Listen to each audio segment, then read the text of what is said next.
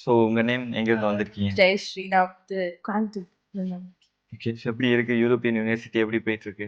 College வந்து எனக்கு satisfied. Like நல்லா தான் போயிட்டு இருக்கு. அதெல்லாம் பிரச்சனை இல்லை. கேம்பஸும் சரி, லைக் டீச்சர்ஸும் சரி, என்னோட ஃப்ரெண்ட்ஸும் சரி, எல்லாமே செட் ஆயிட்டாங்க. ஓகே.